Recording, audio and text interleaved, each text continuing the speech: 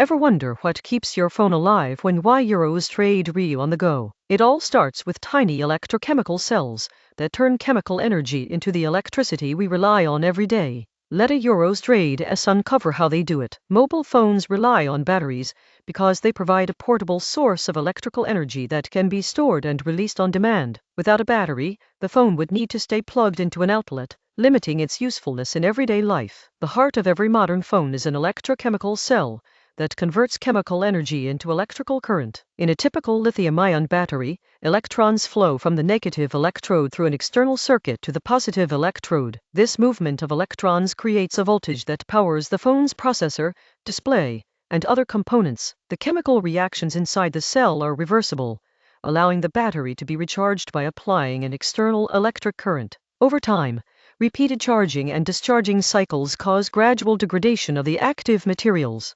This degradation reduces the battery's capacity, meaning it can hold less charge before needing a recharge. Historically, phones used small AA or AAA cells, but advances in chemistry and miniaturization led to integrated lithium-ion packs. Today's batteries are engineered for high energy density, fast charging, and long cycle life, enabling smartphones to run for hours on a single charge. Understanding the electrochemical principles behind phone batteries helps users appreciate why careful handling and proper charging habits extend battery longevity. Pause 0.8. A battery is essentially an electrochemical cell that converts chemical energy into electrical energy. The cell contains two electrodes, the anode where oxidation occurs and the cathode where reduction takes place. Electrons are released at the anode during oxidation and travel through the external circuit to the cathode. Meanwhile, ions move within the electrolyte to balance charge, completing the internal loop of the cell. This movement of electrons creates a potential difference,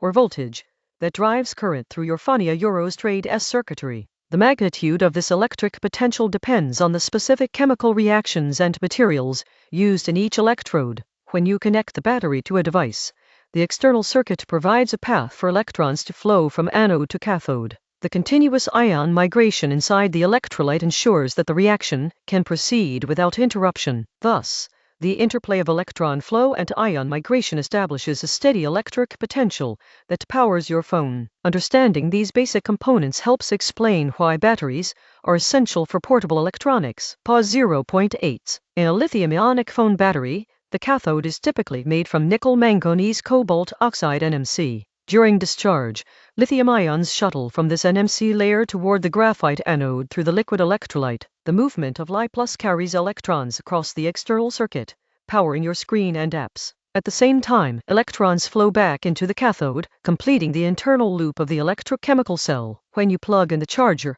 the process reverses. Li+ ions return to the NMC while electrons travel from the anode to the charger. This reversible intercalation and intercalation is what allows the battery to be recharged over thousands of cycles. The electrolyte euros trade's role is simply to conduct ions, not to store energy itself. Thus, every charge-discharge cycle relies on precise chemical reactions that are both efficient and safe. Pause 0.8. Inside the battery, a redox reaction begins at the anode, releasing electrons. These free electrons travel through the external circuit toward the cathode. The movement of electrons generates an electric current that powers the phone. Meanwhile, ions in the electrolyte shuttle charge between electrodes to balance potential. This ion flow sustains a steady voltage across the battery terminals. The resulting voltage, typically around 3 volts for a phone cell, drives current.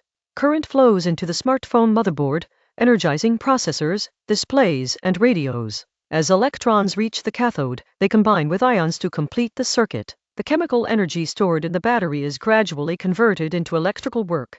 When the euros trade's reactants are depleted, voltage drops and the phone shuts down. Pause 0.8. When you plug your phone into a charger, electrons begin to flow toward the battery's negative terminal. This electron influx forces lithium ions in the cathode to move back through the electrolyte toward the anode. As ions travel, they occupy vacant sites on the graphite layers of the anode, storing chemical energy. The voltage across the cell rises gradually as more ions are inserted, reflecting increased charge density. Once charging stops, the external power source is removed and the battery enters a resting state. During discharging, the process reverses. Lithium ions shuttle from the anode back to the cathode. Electrons released at the anode travel through your phone's circuitry, powering apps and displays. The voltage drops as ion concentration decreases, but remains sufficient until the battery reaches its cutoff point. This reversible movement of ions is what allows a single cell to be charged and discharged many times. Understanding these microscopic shifts helps explain why careful charging habits extend battery life. Pause 0.8. Many people think a phone battery is just a static power source. In reality, ETA is an electrochemical cell that converts chemical energy into electrical energy. The key reaction involves lithium ions moving between the cathode and anode during charging. When you plug in, a charger supplies a controlled current that forces ions back into the cathode. A common myth is that higher voltage always means faster charging. Actually, ETA is about current limits. Overcharging can push the cell beyond its safe voltage, triggering unwanted side reactions.